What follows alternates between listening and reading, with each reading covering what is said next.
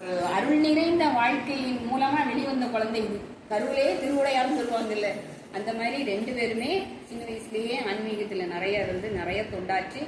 அதன் மூலமா இங்க இருந்தே தான் நாங்க நினைச்சு வச்சோம் அவர் 2 பேரையும். இன்னைக்கு அவன் பாடுறான்னா உண்மையில எனக்கு ஒரு பெரிய ஹாப்பி.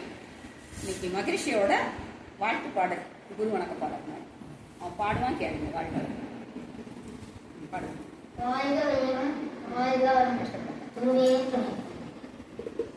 பேராற்றலிலும் எல்லா நேரங்களிலும் எல்லா இடங்களிலும் எல்லா தொழில்களிலும் முழுமையாகவும் பாதுகாப்பாகவும் வழிநடத்துவதாக அமைவார்.